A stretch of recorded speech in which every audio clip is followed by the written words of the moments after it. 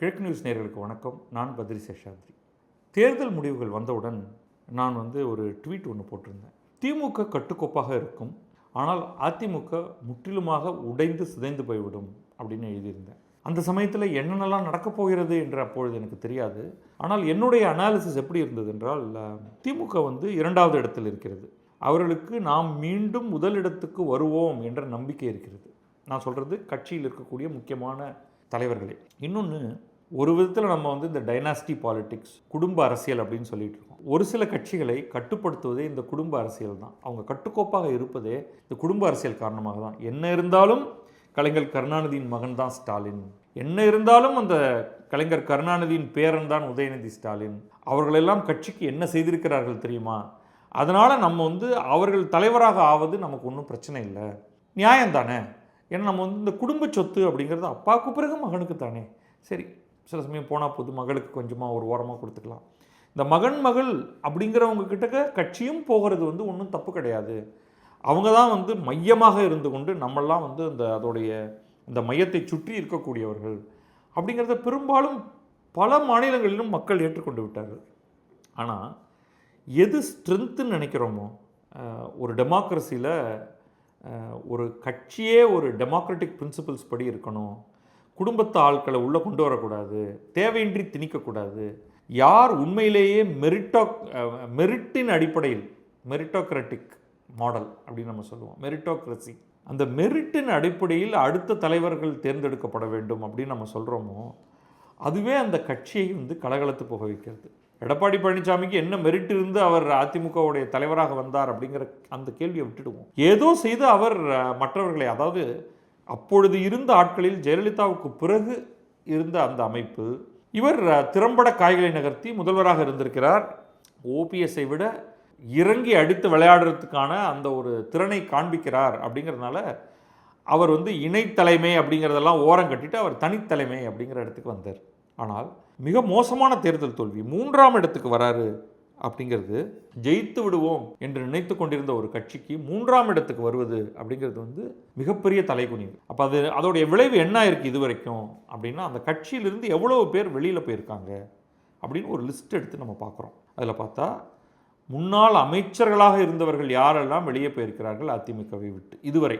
Latest MR Vijayabaskar நேற்றைக்கு resign பண்ணி, அவர் முதல்ல கட்சியிலிருந்து ரிசைன் பண்ணுறாரு, அதுக்கு முன்னாடி தன்னுடைய எம்எல்ஏ பதவியை ரிசைன் பண்ணுறாரு, அதை கொண்டு போய் ஸ்பீக்கர் பிரபாகர்கிட்ட கொடுக்குறாரு. பிரபாகர் அதை ஏற்றுக்கொள்கிறார். உடனே கரூர் தொகுதியை அவங்க அனௌன்ஸ் பண்ணிடுறாங்க, அது காலி ஆயிடுச்சு அப்படின்ட்டு. அதுக்கு முன்னாடி விராலிமலை சி விஜயபாஸ்கர் அவர் ரிசைன் பண்ணுறாரு. அப்புறமா எம்எல்ஏ பதவியும் ஏடிஎம்கேலேருந்து ரிசைன் பண்ணுறாரு, விராலிமலை எம்எல்ஏவா ரிசைன் பண்ணுறாரு. இவங்க 2 பேரும், எம்ஆர் விஜயபாஸ்கரும் சி விஜயபாஸ்கரும் டிவிகேவில் சேர்வார்கள் என்று சொல்லப்படுகிறது. இன்னொரு பக்கம் பி பெஞ்சமின், அவர் முன்னாள் அமைச்சராக இருந்தவர், வெற்றி பெறலை, எம்எல்ஏ ஆகலை, அவர் டிஎம்கேல போய் சேர்றார் தன்னுடைய ஆதரவாளர்களுடன். உடுமலை ராதாகிருஷ்ணன் ஏடிஎம்கேல ஒரு காலகட்டத்தில் ரொம்ப நெருக்கமாக இருக்கார் ஜெயலலிதாவுக்கெல்லாம், அவர் டிவிகேல போய் சேர்ந்துடுறாரு. எம்சி சம்பத் ஏற்கனவே டிவிகேல சேர்ந்துட்டார். கடம்பூர் ராஜு டிவிகேல சேர்ந்துட்டார். என்ஆர் சிவபதி டிவிகேல சேர்ந்துட்டார். அப்போ ஒருவர் டிஎம்கேல போய் சேர்றாரு, ஒரு பஞ்ச் ஆஃப் ஆட்கள் டிவிகேல போய் சேர்றாங்க. இப்போ அவங்க என்ன பண்ணுறாங்க, ரொம்ப சிம்பிள், இங்கே இருந்தால் பருப்பு வேகாது, அங்கே போயிடுவோம், அங்கே போனால் ஏதோ கிடைக்கும். ஸோ ஃபேர் வெதர் ஃப்ரெண்ட்ஸ் அப்படின்னு சொல்கிறது, அவ்வளோதான். அவங்க ஒரு பெரிய கொள்கை கோட்பாடு எதுவும் கிடையாது. எம்ஜிஆர் போயாச்சு, ஜெயலலிதா போயாச்சு, இனி இருக்கிற எடப்பாடிக்கான மரியாதை இவ்வளவு தான். இங்கே இருந்தால் ஜெயிக்கவும் முடியாது, அட்லீஸ்ட் அங்கே போய்டுவோம், இங்கே இருந்தால் மரியாதையும் கிடைக்க மாட்டேங்குது. இப்போ எம்ஆர் விஜயபாஸ்கர் போன்றவர்கள்லாம் சொல்கிறது அவங்களுக்கு மரியாதை கிடைக்கல அப்படிங்கிறது தான். ஒரு போஸ்ட் அவங்கள்ட்ட இருந்தது, அவங்க மாற்றி வாக்களித்தார்கள், அப்புறமா மன்னிப்பு கடிதம் கொடுத்து மீண்டும் சேர்ந்து கொண்டார்கள். அப்போ இழந்த பதவிகளெல்லாம் மீண்டும் கொடுக்கப்படும் அப்படிங்கிற மாதிரி ஒரு அக்ரிமெண்ட் இருந்ததாக சொல்கிறார்கள். கொடுக்கப்படலை, அதனால கோச்சிக்கிட்டு போடா, இனிமேல் உங்கள்கிட்ட இருக்கிறதுக்கு பதில் நான் போய் அங்கேயே போய் சேர்ந்துடுறேன் அப்படின்னு டிவிகேக்கு போயிடலாம் அப்படின்ட்டு. இவங்கெல்லாம் நல்லவர்களா, இவங்கெல்லாம் ஊழல் பெருவழிகள் இல்லையா அப்படின்னு கேட்டால், யார் எந்த டிஎம்கேலையும் ஏடிஎம்கேலையும் விரல் விட்டு எண்றது கூட உங்களுக்கு ஆள் இருக்காது ஊழல் செய்யாதவர்கள். அந்த ஊழல்கள் எல்லாம் இப்போ தான் அம்பலமாகிட்டு இருக்கு. இப்போ தான் அதோடைய தகவல்கள் வெளில வருது. ஒருவேளை எஃப்ஐஆரும் போடப்பட்டு ஒருவேளை அவர்களுக்கு தண்டனையும் வாங்கி தரப்படலாம். அதெல்லாம் ஒரு வேளைன்னு சொல்கிறதுக்கு காரணம் நமக்கு பயங்கரமான சிக்கல்கள் இருக்கிறதுனால. அது வருவோம், அது கடைசியாக வருவோம். அப்புறம் சிட்டிங் எம்எல்ஏ. இப்போ நான் சொன்னதெல்லாம் முன்னாள் அமைச்சர்கள். அதில் ஒரு 2 பேர் சிட்டிங் எம்எல்ஏ, மீதி பேரெல்லாம் வந்து தோற்று போனவர்கள். இப்போ சிட்டிங் எம்எல்ஏ தேர்தலுக்கு பிறகு பதவி விலகியவர்கள் யார் அப்படின்னு பார்த்தா மரகதம் குமரவேல், எஸ் ஜெயக்குமார், பி சத்யபாமா, எசக்கி சுப்பையா. நம்ம ஏற்கனவே சொல்லிட்டோம், Vijayabaskar and MR Vijayabaskar, C Vijayabaskar முன்னாள் அமைச்சர்கள் லிஸ்ட்லையும் வருவாங்க, சிட்டிங் எம்எல்ஏ லிஸ்ட்லையும் வருவாங்க. அப்புறமா முன்னாள் நாடாளுமன்ற உறுப்பினர்கள்னு ஒரு லிஸ்ட்டு பார்த்தீங்கன்னா அன்வர் ராஜா, அது வந்து தேர்தல் பிரச்சாரங்கள் நடந்து கொண்டிருக்கும் பொழுதே அவர் போய் டிஎம்கேல சேர்ந்துட்டார். கோகுல இந்திரா அவங்க வந்து ஏடிஎம்கேலேருந்து விலகி டிவிகேல சேர்ந்துட்டாங்க.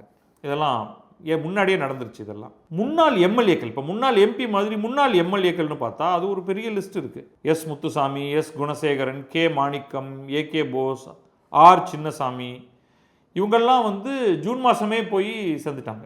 இந்த மாதம் ஆரம்பத்திலேயே போய் சேர்ந்துட்டாங்க. இது தவிர இன்னும் நிறையா பேர் விலகிட்டாங்க, ஆனால் எங்கேயும் சேரலை. இப்போ உதாரணமாக நடிகை கௌதமி, அவங்க உண்மையில் அவங்க வந்து ஏடிஎம்கே ப்ராபகண்டா அவங்கள இருக்காங்க அப்படிங்கிறதே அவங்க விலகும்பொழுது தான் எனக்கு ஞாபகத்துக்கு வந்தது. மற்றபடி அவங்க எல்லாம் கட்சியை விட்டு எப்பயோ வெளில போயிட்டாங்க அப்படிங்கிற மாதிரி தான் நான் நினச்சிக்கிட்டு இருந்தேன். அதை தவிர வந்து சர்வசாதாரணமாக வந்து பதவியை விட்டு போனவங்க அப்படின்னு நிறைய பேர் இருக்காங்க. சரி, இன்னும் நிறைய பேர் பதவியை விட்டு போகிறதுக்கு வேறு தயாராக இருக்காங்க. நமக்கு it's only a matter of time. C V Shanmugam ஏற்கனவே தலைமைக்கு எதிராக அவர் பேசிக்கிட்டே இருக்கார். எஸ்பி வேலுமணி அவர் வந்து மன்னிப்பு கடிதமெல்லாம் கொடுத்து சேர்ந்து தொடர்ச்சியாக அவர் வந்து பேச்சுவார்த்தையில் ஈடுபட்டுக்கிட்டு இருக்காரு. ஆனாலும் அவர் எவ்வளவு நாள் அங்கே இருப்பார் அப்படின்னு தெரியாது. அது தவிர வந்து கே.சி. வீரமணி, வளர்மதியோடைய பேர் இன்றைக்கி ஒரு தொலைக்காட்சியில் பார்த்தேன். இவங்கெல்லாம் வந்து எம்ஆர் விஜயபாஸ்கரோடு சேர்ந்து நகர்ந்துருவாங்க அப்படிங்கிற மாதிரியான பேச்சும் அடிபடுது. இப்போ நமக்கு அது தெரியாது.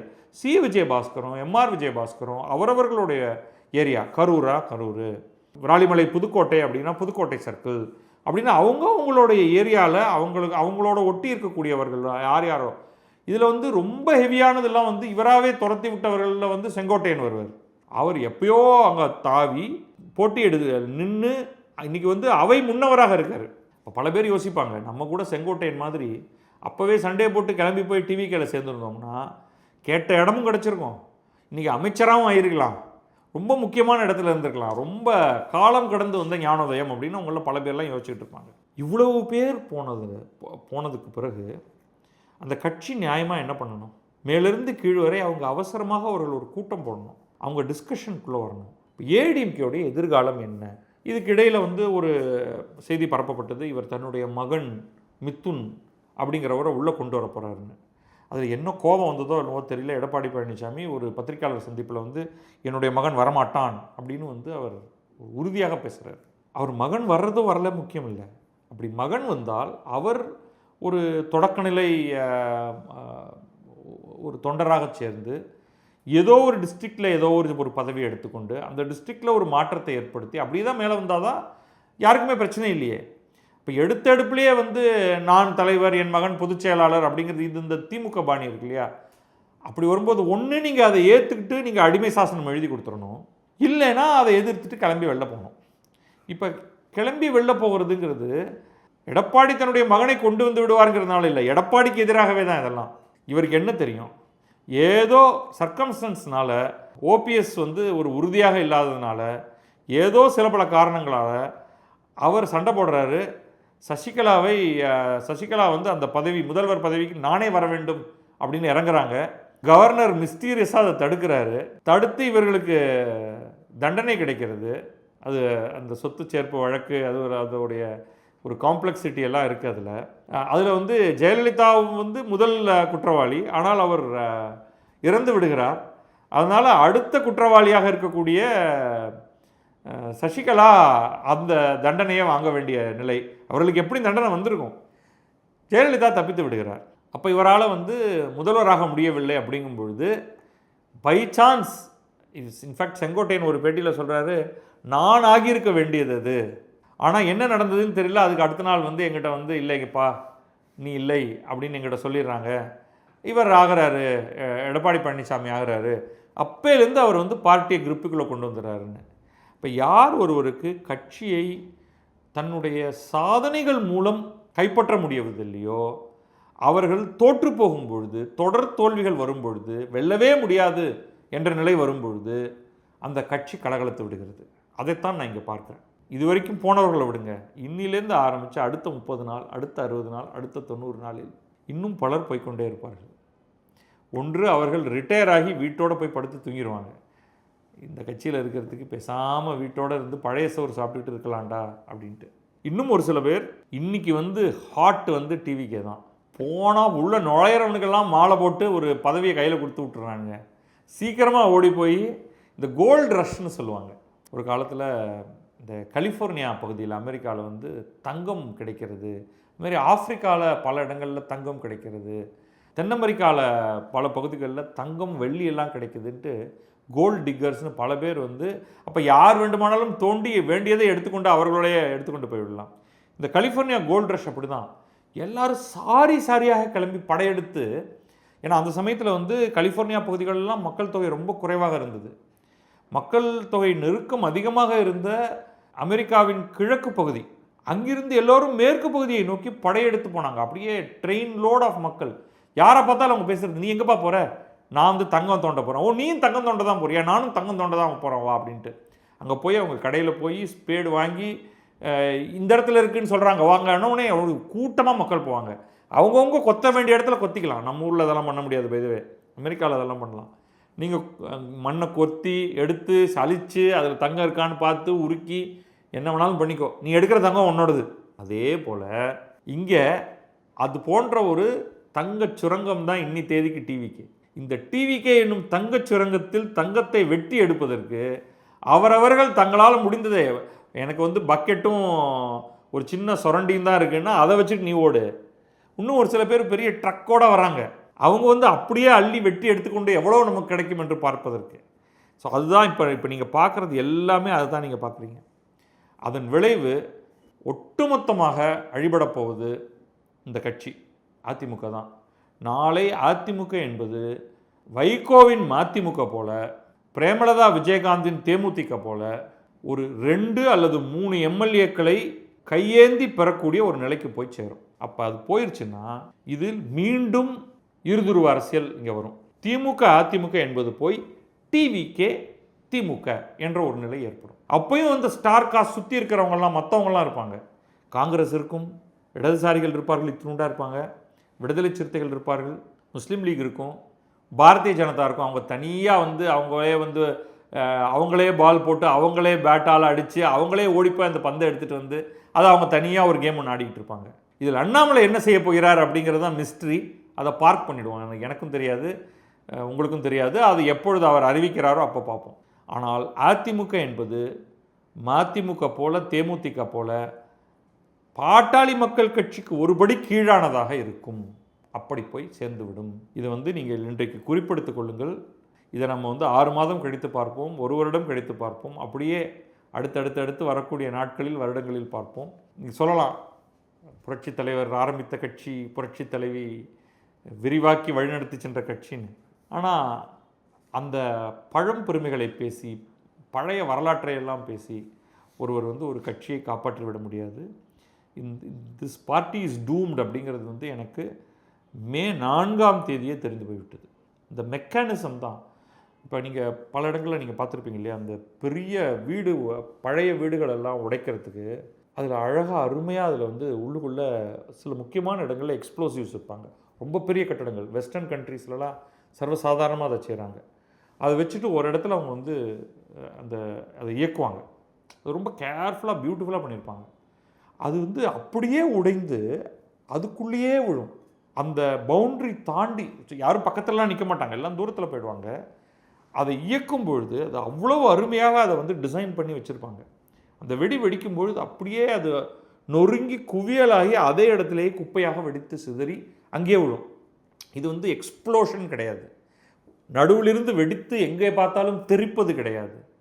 இது அப்படியே அதன் உள்ளாகவே விழுந்து அங்கேயே இருக்கக்கூடியது மாதிரி.